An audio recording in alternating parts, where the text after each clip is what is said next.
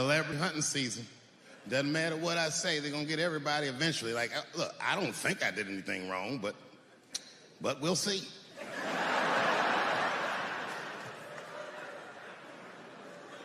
They even got poor Kevin Hart. Can you imagine such a thing? Kevin Hart, let me tell you something. It was Kevin Hart's dream to host the Oscars. That's what he told me.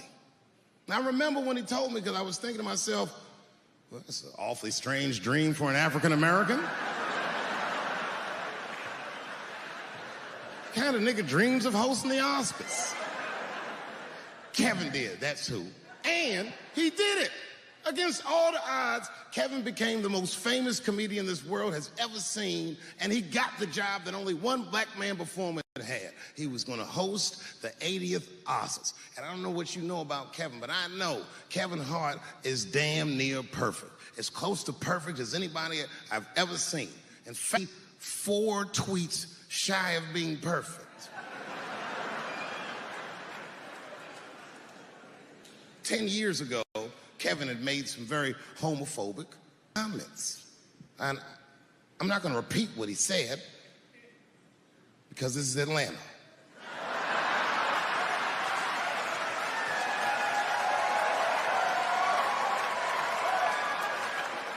You know what I mean.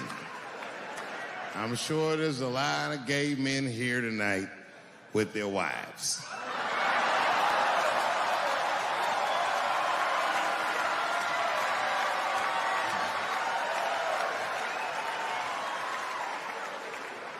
Far be it from me to offend anybody. All right, I'll tell you what he said. But just remember, these were not my words. These were Kevin's words. And it was a long time ago. And I'm paraphrasing because I'm not good at telling other people's jokes. Okay, Kevin said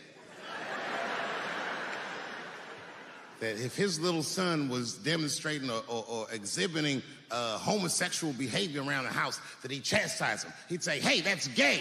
And then he said he would smash a dollhouse. Ooh, the gay community was furious. And I don't blame them. I got a lot of gay friends. And all of them, 100% of them, all have told me fucking horror stories about the shit they had to go through just to be themselves. Crazy, crazy stories. And in all those stories, I gotta say, not one of them has ever mentioned anything like their father smashing a fucking dollhouse over their head. Because clearly Kevin was joking. Think about it. You would have to buy this nigga a dollhouse to break it over his head in the first place. Does that sound right? Is anybody gonna do that? The gay community was upset, and then they put so much pressure on the Academy of Motion Pictures and Sciences that they went to Kevin and said, if you don't apologize to that community, then you cannot host these Oscars. And then Kevin said, fuck it, I quit.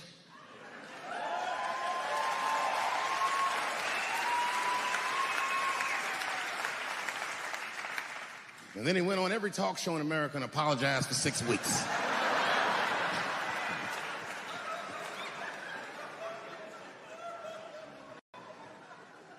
Kevin fucked up, because I've made the same mistake early in my career. This is many years ago, 15 years ago. It's when I was doing Chappelle Show. There's a, thank you.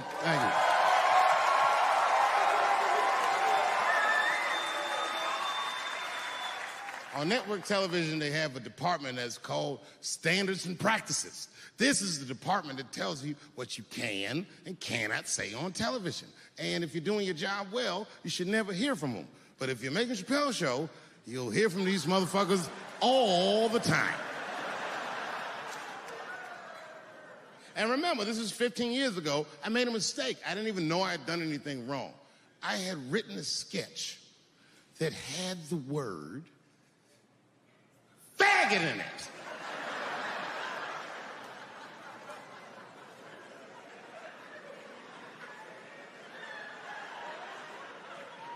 So I had to go to Standards and Practices. They called me up. I don't know why they're calling me, but I like the lady that runs the department. She's usually really fair and was one of my favorite people I've ever worked with. So she sits me down. We have a nice conversation. She tells me, oh, the sketches are great. I go, oh, fantastic. Well, then why am I here? She said, because David, there's no way that you can ever say the word faggot. Oh. I didn't know I did anything wrong. I didn't try to defend myself. I said, all right, fuck it, I'll take it out. Have a good afternoon. And as I was leaving, it occurred to me, hey, Renee, quick question. It's just a question. Seriously, I want to know, like, why is it that I can say the word nigger with impunity?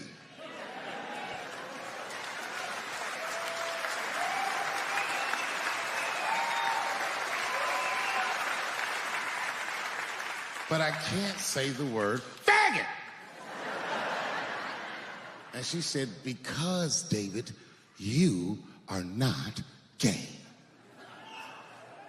I said, well, Renee, I'm not a nigger either.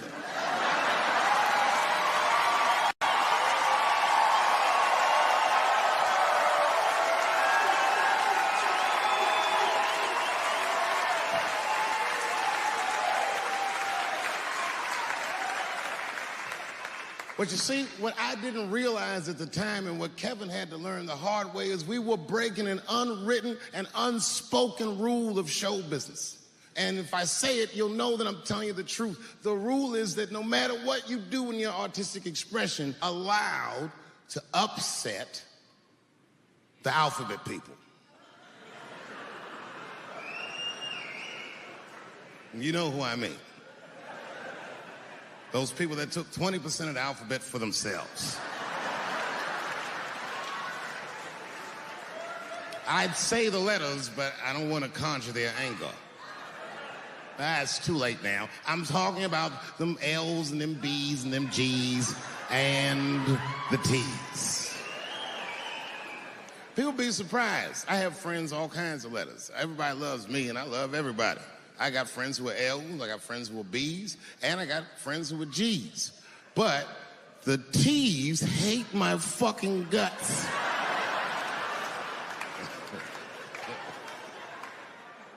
And I don't blame them. It's not their fault, it's mine. I can't stop telling jokes about these niggas. I don't want to write these jokes, but I just can't stop.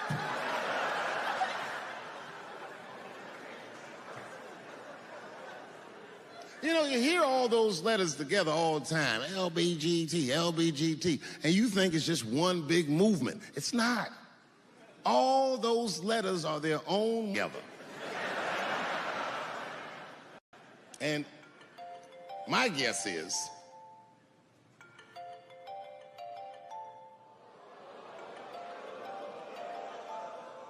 what is this, high school? This nigga probably got a babysitter or something. Go on and answer your phone, nigga. Just get that shit out of here. I'm in the middle of something important.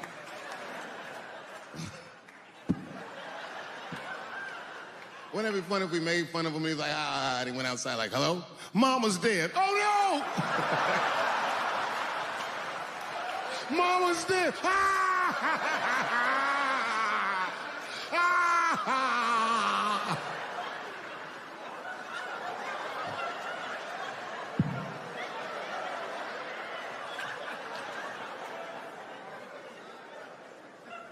That was a weird time phone call, wasn't it?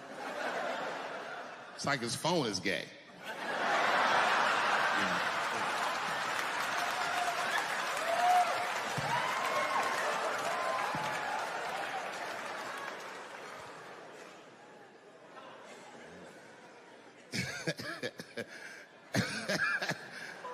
Like I was saying, my guess is car. That makes sense to me, because there's white men in the G's. And these people are trying to get around discrimination and oppression. And you know how white dudes are. We know these roads. In fact, we built these roads.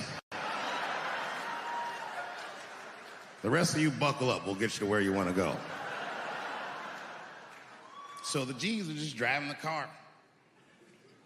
Of course, next to the G's in the passenger seat is the L's. Everybody likes the L's, except for the G's. I don't know what that's about. I just know the G's don't like them that much. And the G's always say like little subliminal digs on them. It's unnecessary shit. It's not mean, but you know what I mean? They just be like, I wouldn't wear that. The only thing that breaks the tension between the L's and the G's are the B's in the back seat. That's right, there you go. Everybody scream out when you hear your letter.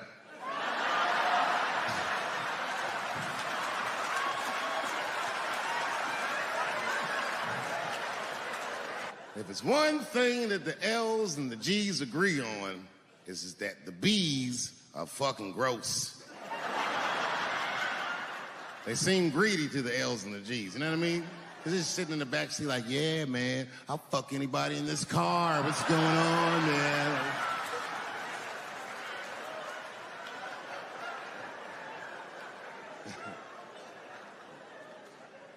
And sitting next to the B's, all the way in the back seat by themselves, looking out the window. That's the T's.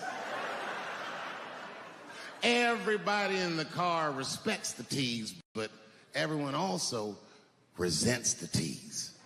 It's not the T's' fault, but everyone in the car just feels like the T's are making the trip take longer.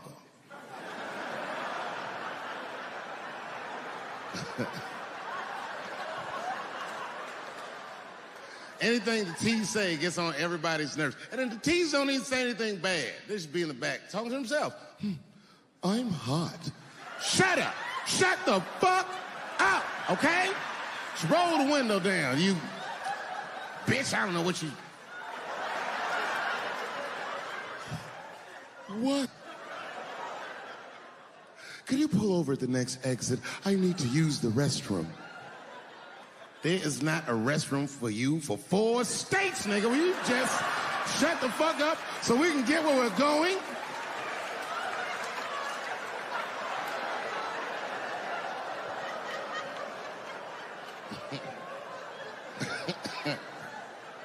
And just when that car can't get any more tense, the Q's are a hitchhiker that they pick up on the road. Some white dude in booty shorts is walking down the freeway.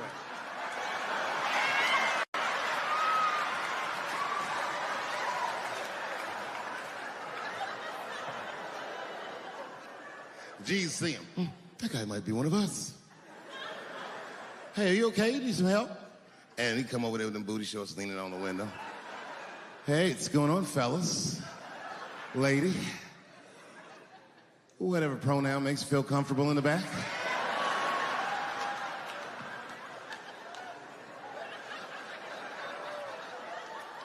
Yeah. I don't really know where I'm going. I don't know if I'm gay or I'm straight or whatever. All I know for sure is that get in this car.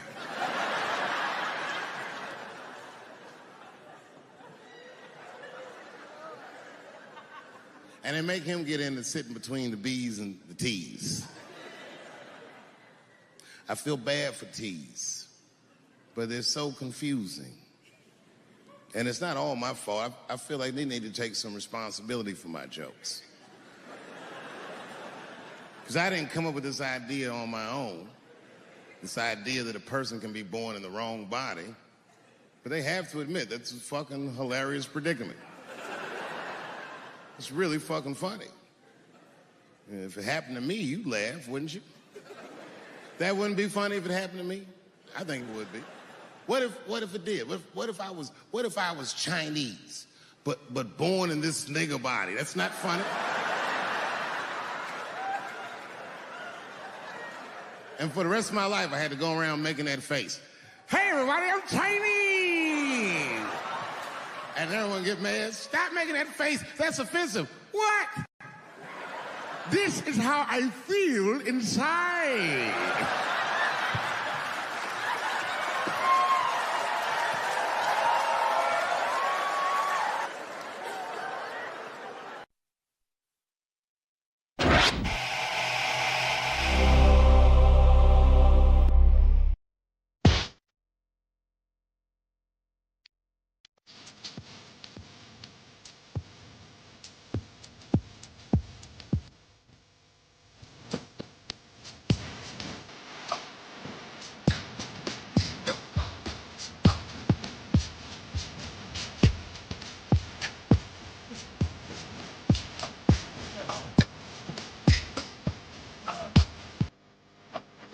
from the historic Lincoln Theater in Washington, D.C., Dave Chappelle.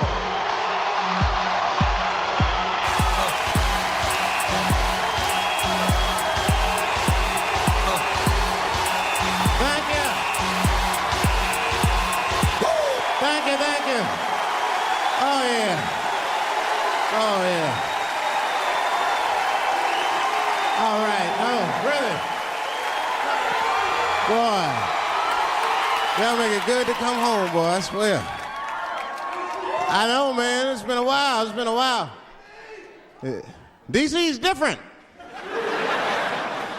I've been gone, man. It took me years to be able to do this show, boy. DC has changed. It's different now.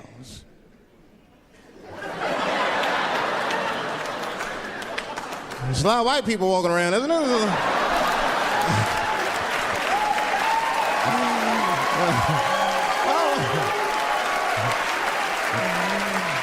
I mean, I left D.C. in the 80s. It was not like this in the 80s.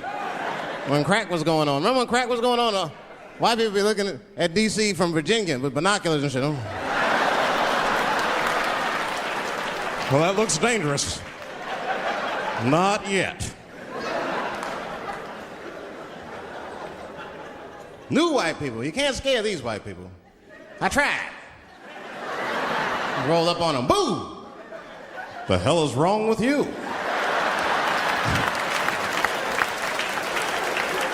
Those days are over. I'm glad that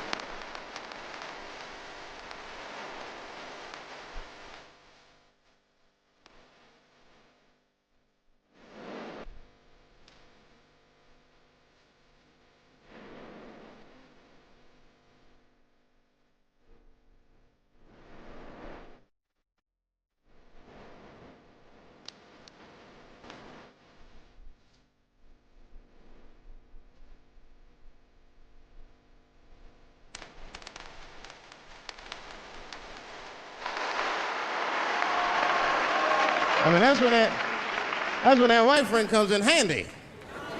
Uh-oh, Ernie, you want to get this one? Come on now, come on now. Do something. So black people are very afraid of the police. That is a big part of our culture. No matter how rich you are, how old you are. We're just afraid of them. We got every reason to be afraid of them. You know what I mean? Like, you're a white lady. You ever been pulled over before? You know, and then what they say, let me see your driver's license and your registration, right? See, I'm just guessing. That's not what they say to us. Well, you wouldn't believe what they say to us. Spread your cheeks and lift your sack. Like, what the fuck? Excuse me? You heard me. Spread open your cheeks and lift your sack. I got a driver's license, too. There's easier ways to prove who I am and shit. What does that prove? I can't go to the bank like that. Cash my check. What do you mean you don't have any ID? Wait a minute.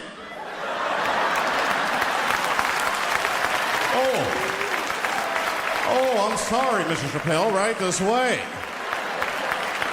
Why didn't you spread your cheeks in the beginning? Scared of them. I'm serious, man. You ever be at a red light, the police might pull up next to you? It won't be no big deal for you, but, you know, well, I'll fucking fall apart. Oh, nigga. Oh, don't look over there, nigga.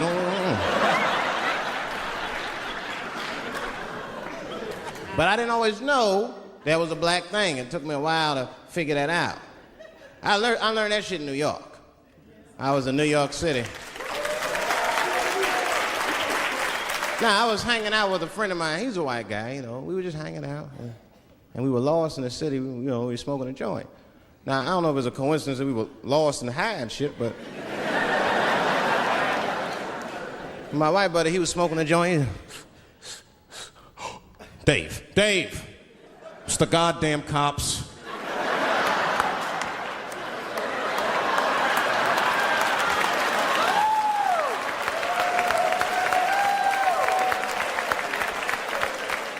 I'm gonna ask him for directions. I said, Chip, no! Chip, don't do it! It was too late. He was walking over there, this man was high as shit. Excuse me, sir. Touching him and shit. Excuse me. Need some information. Start confessing things you shouldn't confess. I'm a little high. All I want to know, which way is 3rd Street? The cop was like, hey, take it easy. You're on 3rd Street. You better be careful. Go ahead, move it. Move it. And that's all that happened. That's the end of the story. Now, I know that's not amazing to some of you, but you ask one of these black fellas, that shit is fucking incredible, isn't it? I'm saying a black man would never dream of talking to the police high. That's a waste of weed.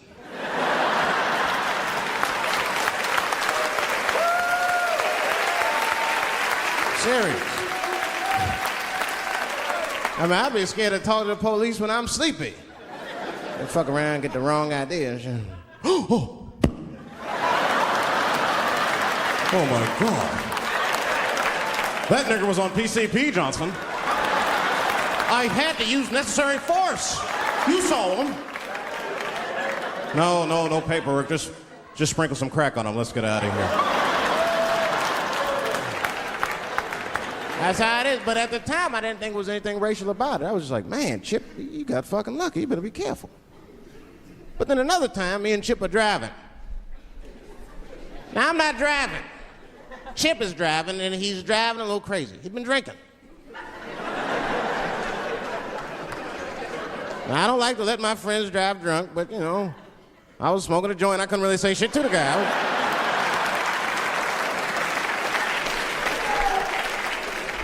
And we get at a red light. We stop at a red light, and a car pulls up next to us, and I'll never forget it. Chippy looks at me, he's all drunk, and she's like, Dave, I'm gonna race him.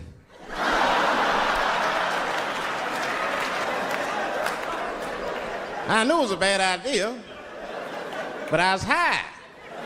I tried to explain to him it was a bad idea, but all that came out was, well, nigga, sometimes you gotta race, I don't know.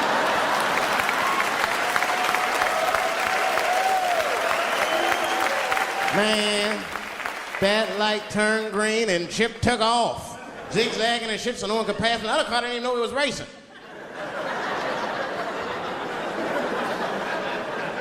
Then the police seen us and pulled us over. Now you understand, I'm scared as shit. I mean, come on, the car smells like weed. I've been speeding, this man is fucking drunk. I was scared. Chip was not scared at all. It was weird, he didn't even turn his radio down. Isn't that weird a little bit? I mean, if you get pulled over, wouldn't you turn your radio down? Nobody want to get their ass beat to a soundtrack and shit. You know what I'm saying? Chip had the music blasting. We're not gonna take it.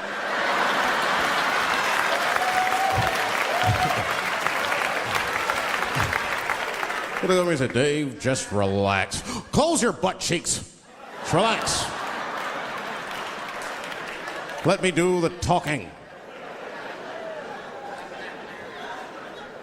wanna know what he said? This is almost exactly what he said. I couldn't believe it. He says, oh. Sorry, officer, I didn't know I couldn't do that. I was fucking shocked. The cop said, well, now you know. Just get out of here. Just get the fuck out of here.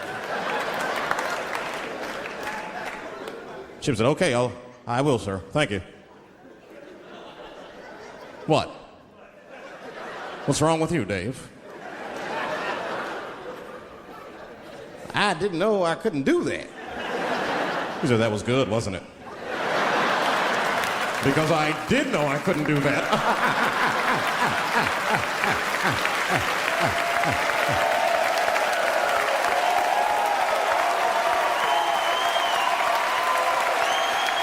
I was shocked. I wasn't shocked at the audacity of it. I was just shocked because I would have never thought to say that. I don't think any black dude would think to say that because they know we know the law. Every black dude in this room is a qualified paralegal and shit. He knows the law. I mean, if one of us even start to do something wrong, an old black man would pop out of nowhere. Nigga, don't do that. That's 5 to 10. Watch out. Well, we know the laws and the penalties. Guy Chip didn't even know he couldn't race. I'm not saying I don't like police. I'm not saying that. I'm saying I'm just scared of them. Nothing wrong with that. Sometimes we want to call them too. Somebody broke into my house once. It's a good time to call them, but I don't. The house is too nice. It ain't a real nice house, but they never believe I lived in it. Oh, he's still here. Oh my God. Open and shut case, Johnson. I saw this once before when I was a rookie. Apparently this nigger broke in and hung up pictures of his family everywhere.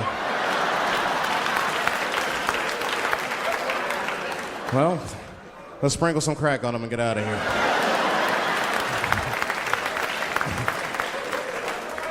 Oh, you know, that's that whole brutality thing.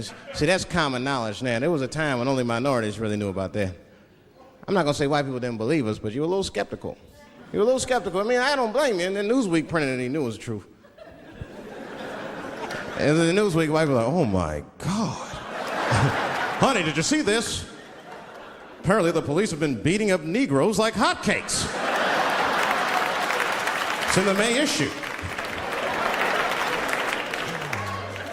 I mean, really, how could you know, though? How could anyone else know? You know.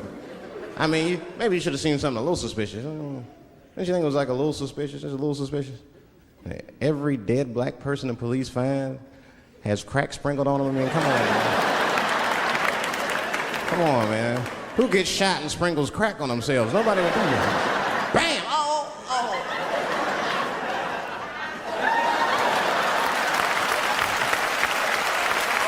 I don't want to leave no mysteries.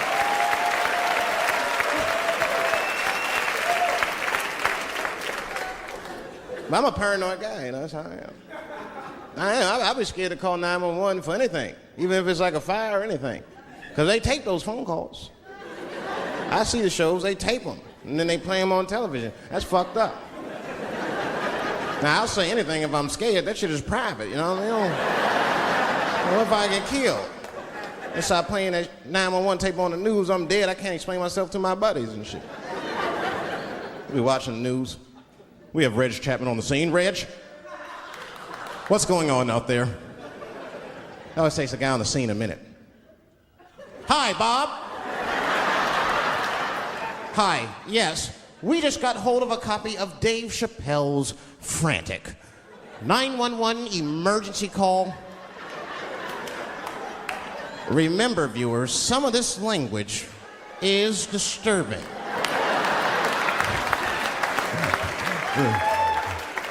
Hello, emergency. Help! Help, motherfucker, they're coming to get me! Just calm down, sir, where are you? Oh, I shit on myself. I can't stop crying.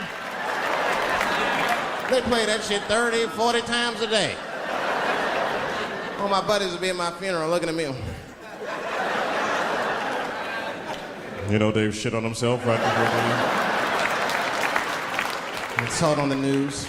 Died crying like a bitch.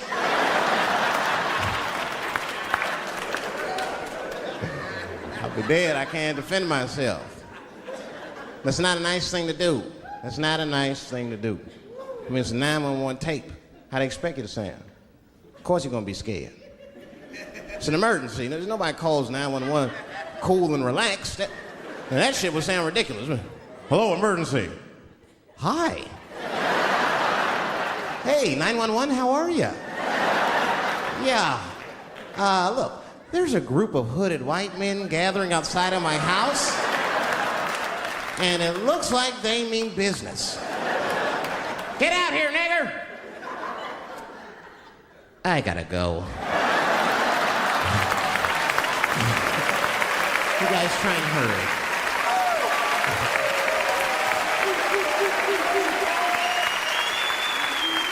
It's too much pressure. That's my problem. I can't handle pressure. Sometimes pressure make me talk different. I'm serious. You ever have like that social pressure? You ever talk to somebody who's fake and they make you fake?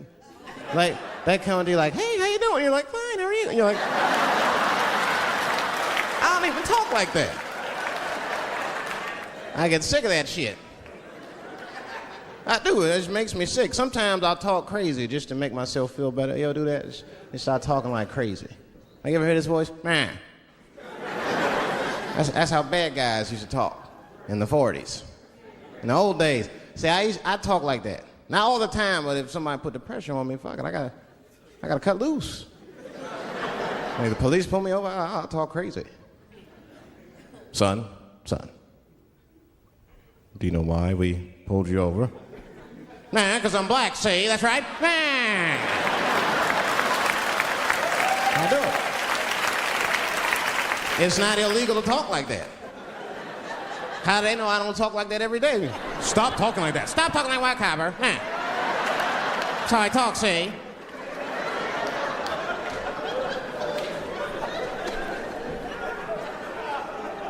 You gotta make life interesting like that, because the shit is flimsy. Life is flimsy. You think you're gonna live forever, you ain't not gonna live forever. It's dangerous out here. We know what's going on. I travel now, you know. I used to think D.C. had the roughest ghettos in the country. Nah, nigga, I have seen some shit now. Oh, there's some rough areas outside of D.C. Yeah, everybody should go to the ghetto. I was taken to the ghetto one time. That's the worst. When you get taken and you're not expecting to go. You know, usually you want to know when you're going to the ghetto, like, I'm going to see some wild shit. I got to prepare myself. I'm going to see something crazy. When you're taken, it's different. I had a limousine driver. It was after a show. It was late at night. It was like 3 in the morning. I had a limousine driver. He was a nice guy, talking to me and shit. Oh, hey, where you from, dog? D.C.? Word? That's a rough city, man. And his cell phone started ringing. Hold on 1 second. Hello? Oh, what's up, nigga? What? What the fuck? Slow down. What? What the fuck? No! No! No! Fuck that, nigga. Fuck it. I'm on my way.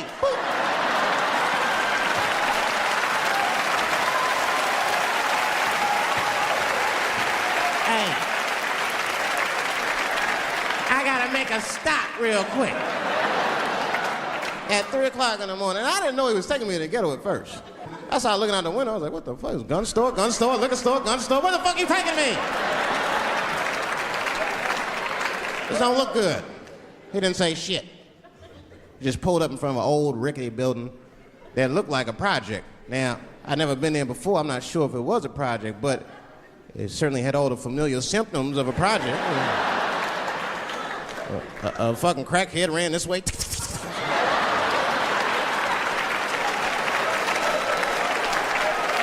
And then another one jumped out of a tree and shit. And I said, I'll be right back. And left me. Took the keys with him and just left me. At 3 o'clock in the morning, in front of a project, in a fucking limousine. This was not good. I was like, man, I gotta look around and see if I can see some landmarks and figure out where I'm at. Might have to escape on foot. Now, this is when I knew I was in a bad neighborhood. You only see this in the worst neighborhoods. Remember, it's 3 o'clock in the morning. It's 3 o'clock in the morning. I look out the window. There was a fucking baby standing on a corner. Look at this. And the baby didn't even look scared. He was just standing there.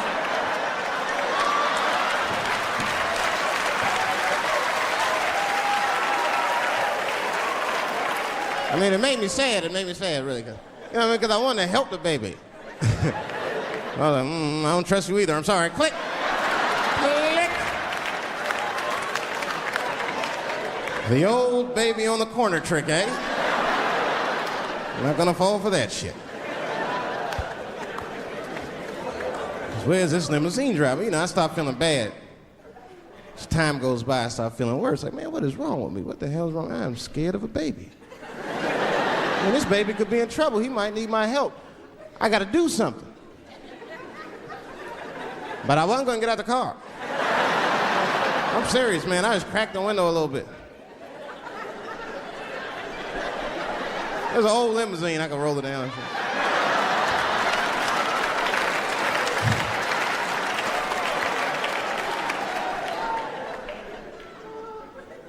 Hey, baby. Baby, go home, man. It's 3 o'clock in the morning. What the fuck are you doing up?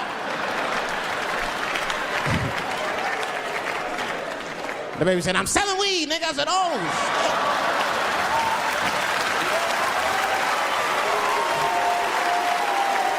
I wasn't expecting that. I'm sorry, I had to buy 2 bags from him to calm my nerves. Let me get 2 corners.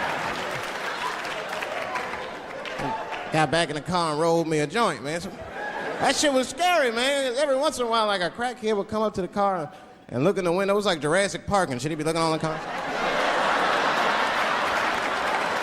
Hey, get out of here, cracky. That baby was still standing there, man. Then I started feeling bad again. Yeah, weed make you feel guilty sometimes. You know. Man, what is wrong with me, man? I have just bought weed from an infant. I can't condone this kind of behavior. What am I thinking? I can't let the fear ruin my morals. Gotta do something.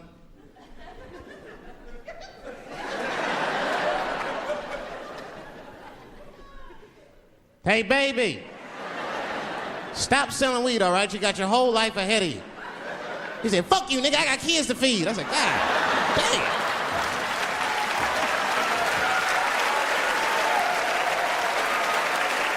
Sad. And just at that very moment, one of the crackheads was running across the street and got hit by a car. I know it was a hit and run. The police did it. That's all right. They sprinkled some crack on him and got back up.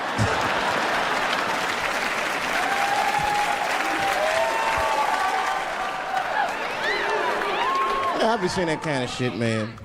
It's what it is. They use the TV to program us from a young age. You ever watch like a cartoon that you used to watch when you were little as an adult? That shit is wild shit. Some wild shit. I mean, like I was with my nephew. We sitting there, we watching Pepe Le Pew, and I say to my nephew, I say, now pay attention to this guy, because he's funny. I used to watch him when I was little. And then we watched Pepe Le Pew, and I'm old now. I'm looking like, good God, what kind of fucking rapist is this guy? Like, take it easy, Pepe. My nephew was sitting there cracking up. Hee.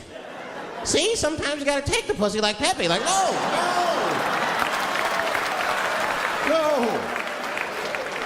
I had to turn the channel real quick. I turned on Sesame Street. I said, oh, Sesame Street. This is much better, because now he'll learn how to count and spell. But now I'm watching it as an adult, and I realize Sesame Street teaches kids other things. It teaches kids how to judge people and label people. That's right. They got a character on there named Oscar. They treat this guy like shit the entire show. They judge him right in his face. Oscar, you are so mean. Isn't it, kids? Yeah, Oscar.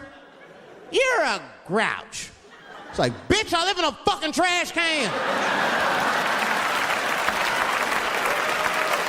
I'm the poorest motherfucker on Sesame Street. Nobody's helping me. Then you wonder why your kids grow up and step over homeless people. Get it together, grouch. Get a job, grouch. So don't even tell me how to get to Sesame Street. That is a terrible place. I wouldn't go there if I knew the way. Who would want to live in a neighborhood like that? Fucking 6-foot pigeons walking around. And an elephant that's a junkie. Oh, Hi, Bird. Yeah, that's right, Snuffy. Hi, Bird, I'm sick. I need some smack, Bird. Then Cookie Monster with his eyes popping out his head, screaming, "Cookie, cookie, cookie!" Like, ugh. What kind of cookies are you talking about? Chocolate chips don't do that to people. And then had the nerve to put a pimp on there. They didn't come out and say he's a pimp, but I know a pimp when I see one. They called him the Count. Had a cape and everything. You just see him pimping. Bitch, where is my money? You've been late 4 times, I've been counting. How many times must I smack you before you act right? 1, 2 smacks. Oh.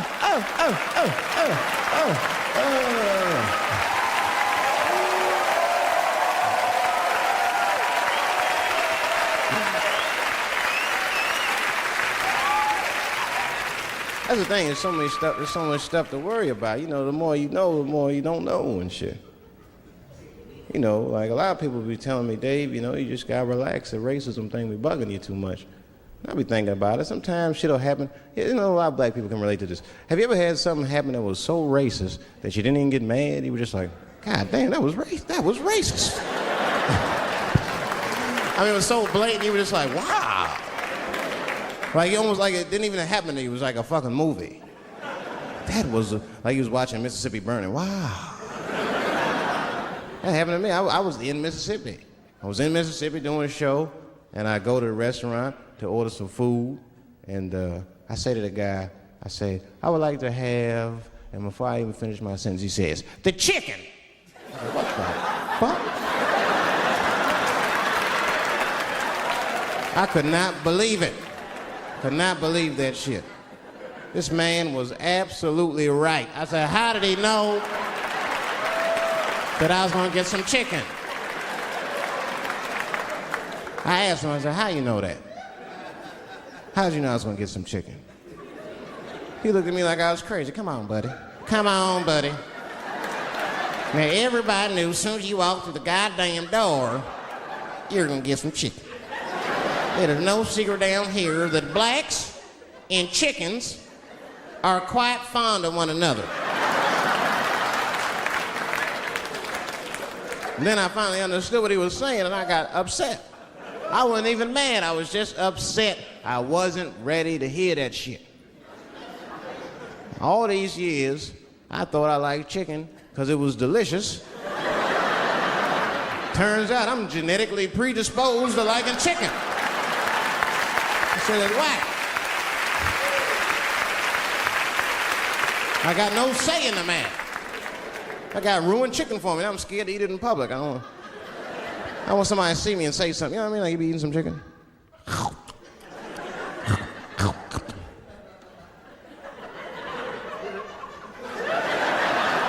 Look at him. He loves it. Just like it said in the encyclopedia. Look how happy he looks.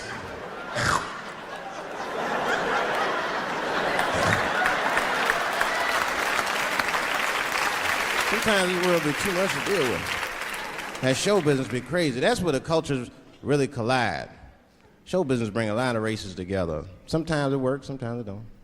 This is one thing that happens that's funny. You know, sometimes I'll be on a business call, right? You know, like with a lawyer or something. You know, my lawyers be white, and like we'll be on a call, right? And they'll be like, "Oh, okay, Dave, we're gonna close the deal. Is that fine with you?" I'll be like, "Yeah, that's good for me." Great.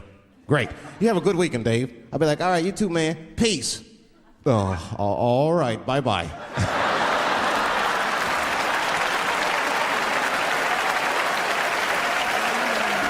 I don't know what to say, right? So sometimes I'll make up shit that's not even slang, just to see how they handle it and shit. It'll be the same business go, "All right, we're gonna close the deal. Is that fine with you, Dave?" "Yeah, sounds good to me." "Great. You have a good weekend, Dave." "All right, buddy. Zip it up and zip it out." Oh.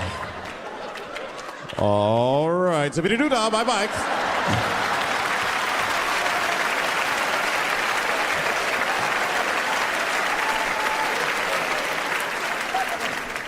Sometimes, sometimes racism works out in black people's favor. Now, it doesn't happen often. It happens very rarely, but when it happens, it is fucking sweet.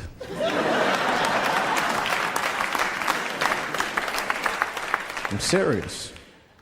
This one time racism saved my life, man. I was on a plane. I was coming from overseas, and I don't know how this guy got a machine gun on the plane, but he stood up, man. He said, "Everybody, get on the fucking ground. Nobody look at my face." I started freaking out. Because he was Chinese. I was like, why is he talking like that?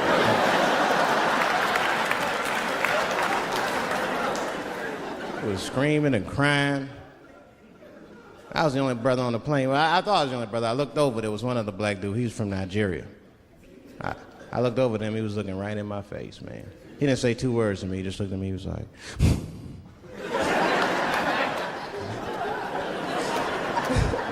He didn't need to talk, I knew just what he was talking about. I looked right back at him, I was like...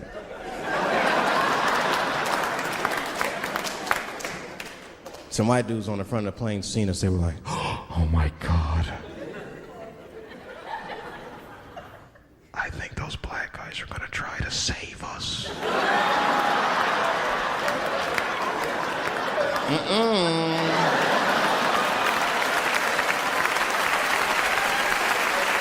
We were just communicating that we understood the situation.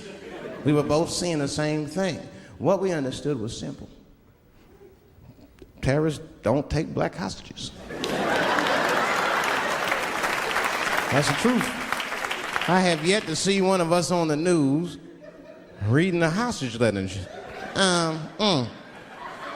They is treating us good. We all chilling and shit. I'd like to give a shout out to Ray Ray and Big Steve and Central Newport.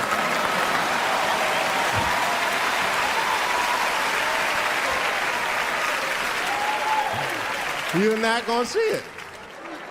Terrorists are smart. They know what they're doing there, you know. They terrorists. They know it's black people's bad bargaining chips.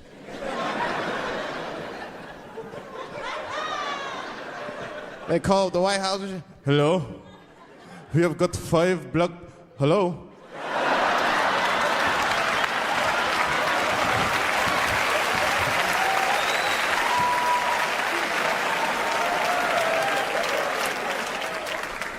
You'd be back in D.C. You know, I was thinking, man, this is an election year. I'm gonna ask you, you're a white guy, do you know who you're voting for yet?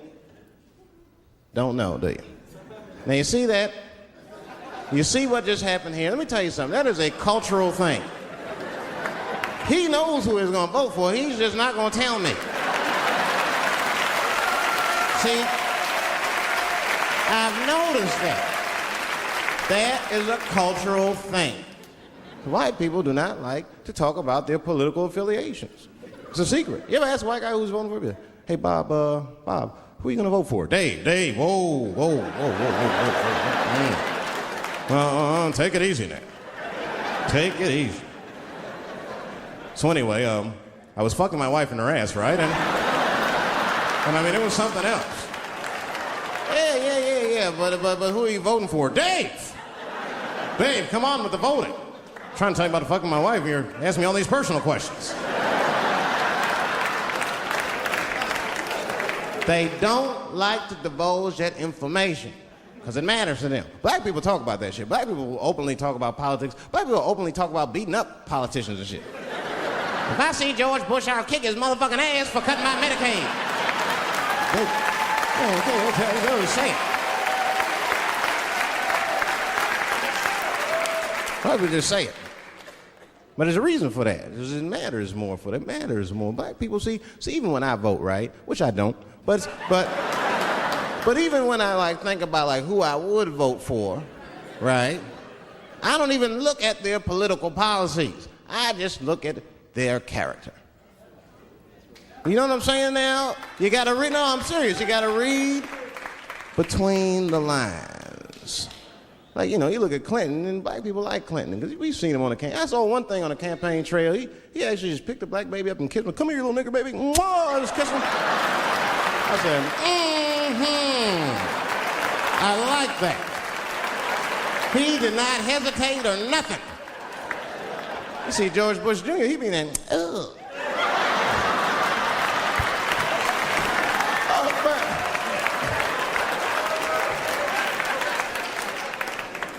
Like, see, I'd never vote for George Bush Jr., but I don't know George Bush Jr.'s politics. The only thing I know about George Bush Jr. is that guy sniffed cocaine. That's right. Now, listen, we cannot have that shit in the White House. That might be fine for a mayor, but goddamn it, not in the White House.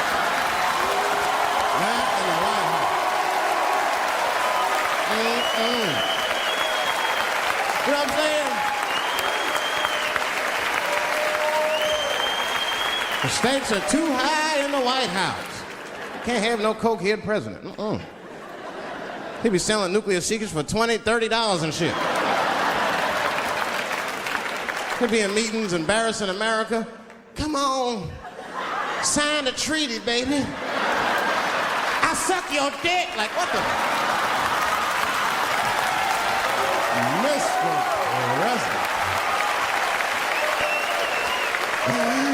Like, Mr. President, that is not how we do business here, sir. Stop sucking the ambassador's dick. No, let him finish.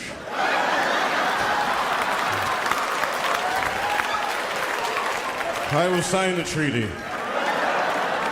There will be peace in Israel finally. I'd vote for Clinton again if I could. At least it's always better.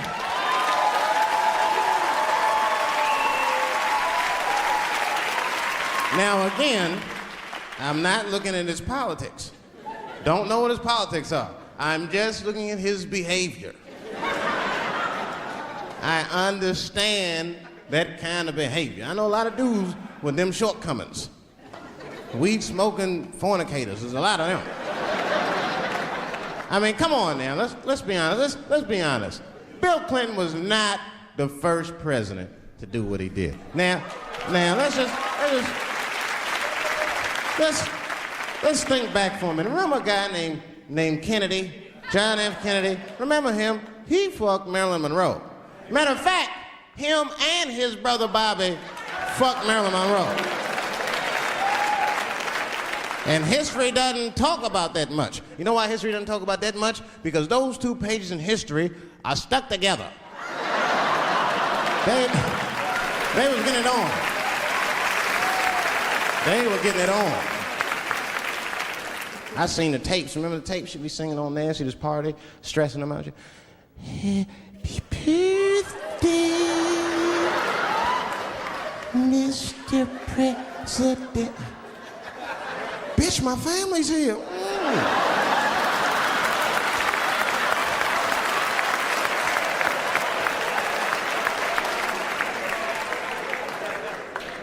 Clinton did the same thing, but he didn't do it like that.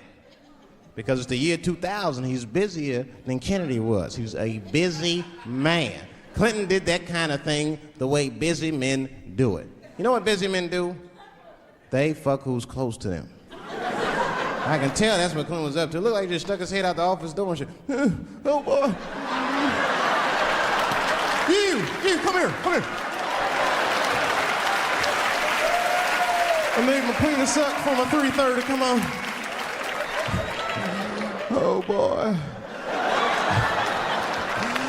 He's probably looking at Kennedy's picture and shit. Oh.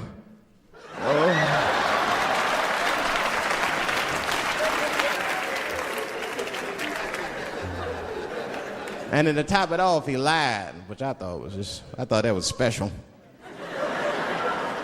I did, man. I know how he did. I've been accused of having sex with a girl I did not have sex with before, and let me tell you something. That shit is infuriating. You ever go through that? You know, it'll make you crazy. You be screaming at your best friends. I didn't touch that bitch, nigga, I'll kill you. Fuck you, nigga, I'll kill you. Please believe me. Please believe me.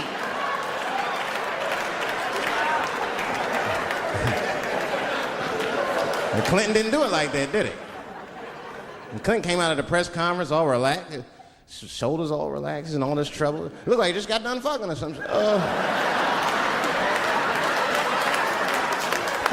Listen, Let me tell you something, America. I don't think you heard me the first time.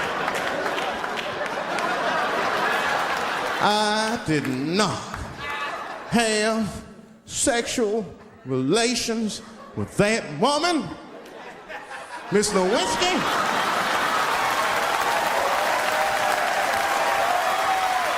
You know he did it. You know he did it.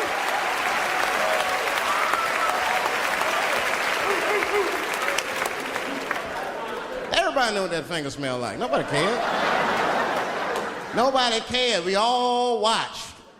We was disgusted, but we kept watching the news. I know I did. I was taping it. See, I'd be at the crib like, baby, turn the lights off. The news is coming on. Every week on 60 Minutes was a different girl accusing Clinton. Remember Kathleen Willey came out? She was upset. The president called me into his office. He began massaging my breast slowly. I'm sorry.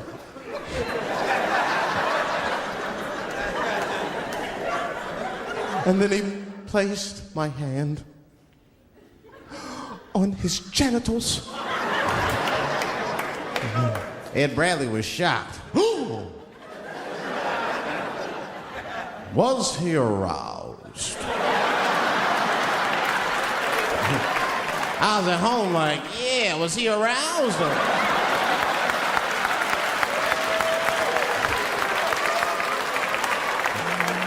And then Ed Bradley looked right in the camera. He said, don't bust that nut yet. We'll be right back.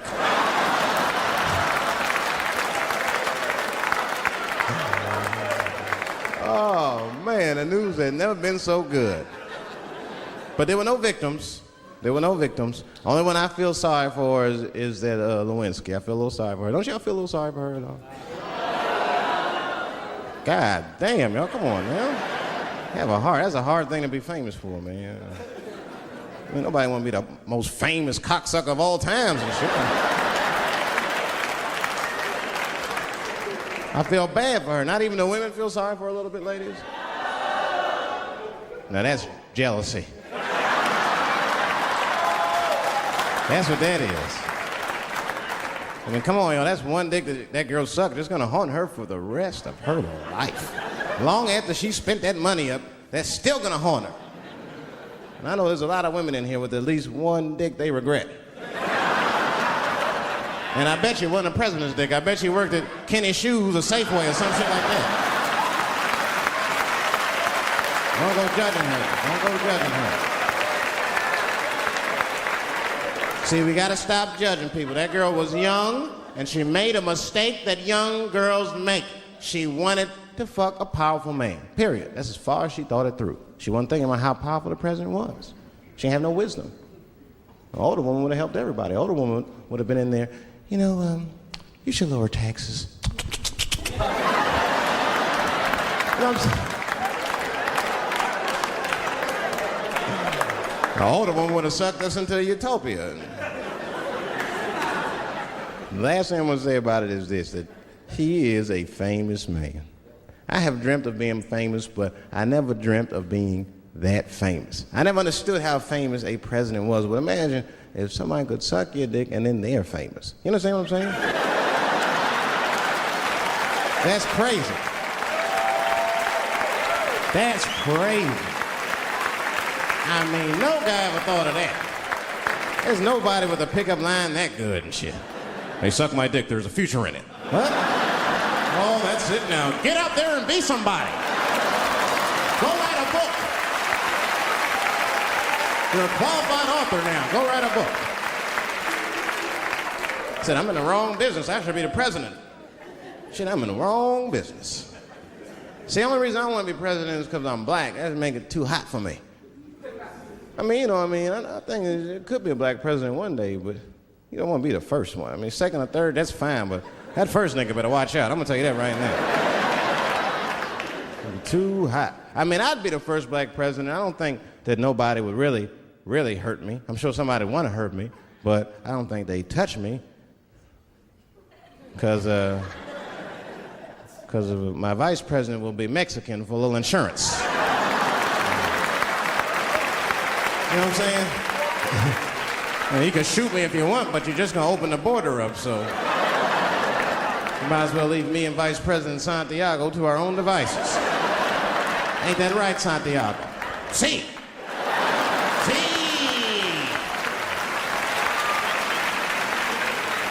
Elian can stay. Don't worry, I don't got no Elian jokes. All I'll say about Elian is thank God he's Cuban. Because if he was Haitian, you'd have never heard about his ass.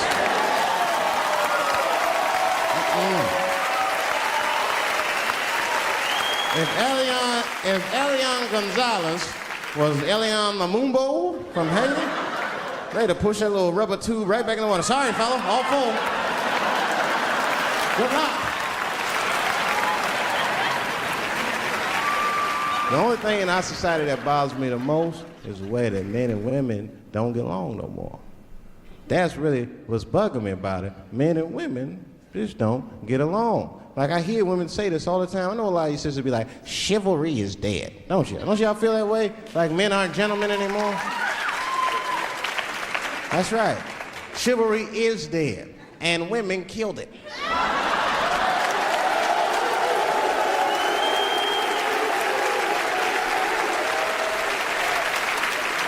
There's a fundamental difference in the way we're gonna see things. We're not gonna see eye to eye on this issue.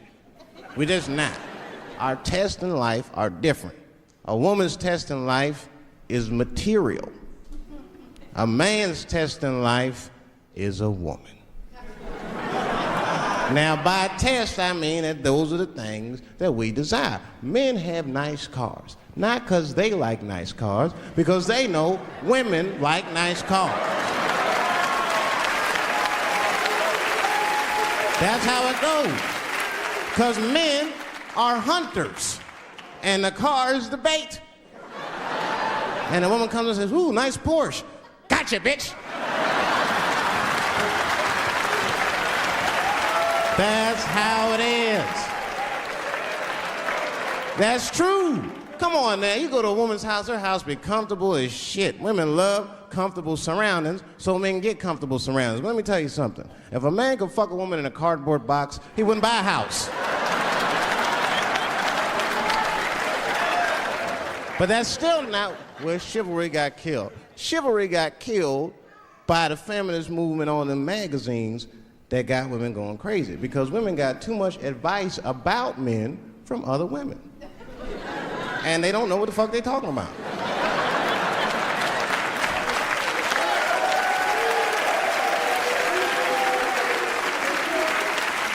It's true. I see this shit in the magazines. I don't read them, but I be seeing the cover. I be in the grocery store, fellas, you look at one of the magazines like, what is this? And they say on the cover, 100 Ways to Please Your Man by some lady. Get out of here. Ain't no 100 ways. This is cool. Sir, make something sweet.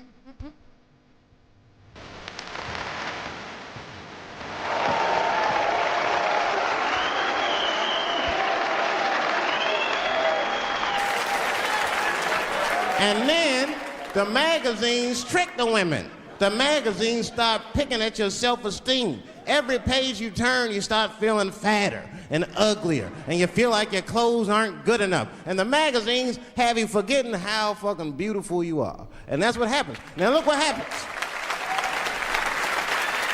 And then you forget how beautiful you are, and we all suffer. If pussy was a stock, it would be plummeting right now because you flooded the market with it. You're giving it away too easy. I'm just being truthful. I'm just talking. It would plummet. You'd be watching the news today, pussy plummeted again on the NASDAQ. Gold is up 10 points. You can see it. You ever have this happen? This is how confusing it is. This is the practical application of what I'm talking about. Like a guy be out, this happens to a lot of guys, you be out at a club, bar, right? You're kicking with your boys, and a girl walks by, and man, she looks good. She looks good. Not good in that classical way. I mean, you know, I'm talking good, like she got half her ass hanging out her skirt. Her titties are all mashed together, popping out the top of her turtleneck and shit.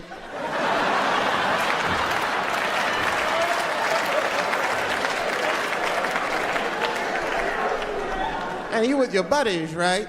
You with your buddies, you got a couple drinks in you, and you see a girl like this, you might try to talk to her. This might not come out right. I don't know what you say, but damn, look at them titties! Right? The girl gets mad at you. Oh, wait a minute. Just because I'm dressed this way does not make me a whore. Which is true. Gentlemen, that is true. Just because they dress a certain way doesn't mean they are a certain way. Don't ever forget it. But ladies, you must understand that that is fucking confusing. Just is. Now that would be like me, Dave Chappelle the comedian, walking around the streets in a cop uniform. Somebody might run up on me. Oh, thank God. Officer, help us. Come on, they're over here. Help us.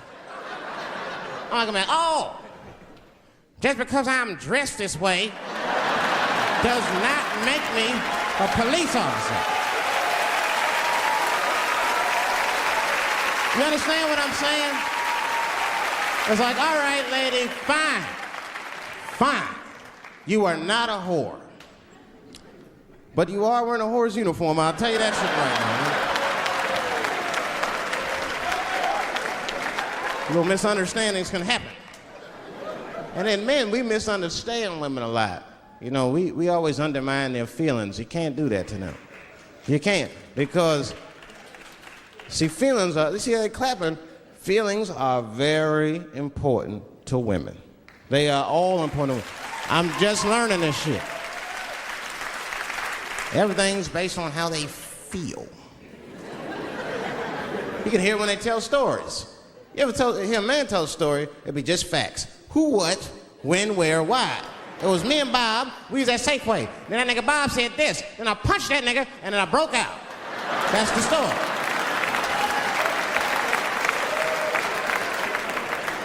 That's the story. Women tell stories, all these feelings. Well, first of all, you have to understand, I was on my period, and I just talked to my mother, so I was feeling like, God damn, there's too many feelings. What the fuck happened? Get to it.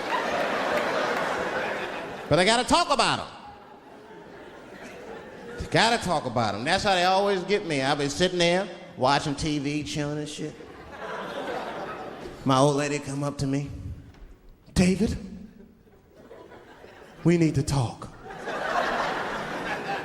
Fuck! I don't say that out loud. That's how I feel inside. Because I know every time we need to talk about some shit that I gotta do. We don't ever have to talk about anything she needs to do.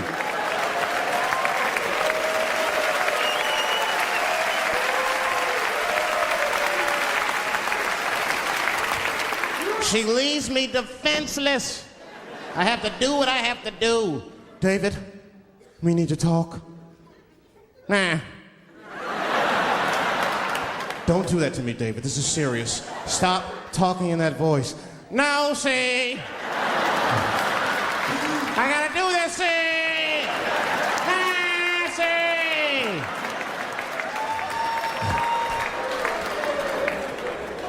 I complain, but I'm happy I'm with somebody. I don't want to be single.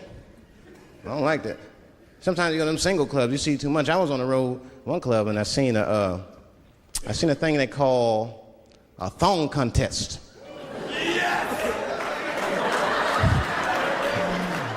Yeah, I seen a thong contest.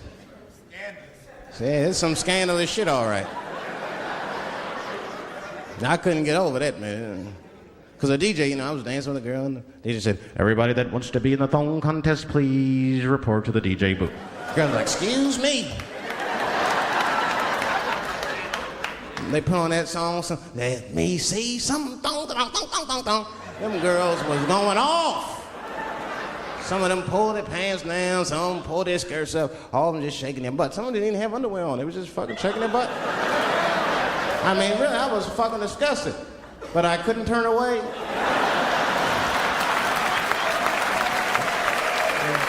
But no, please, for the squeamish, just plug your ears. All right, one of the girls, you get so into it, there's no cops around, right? But she actually, I'm sorry to tell y'all this, she spreads her butt cheeks open. She spreads her butt cheeks open in the middle of a crowded disco, right? I was disgusted because I was like 10 yards away from her. I was like, oh my God.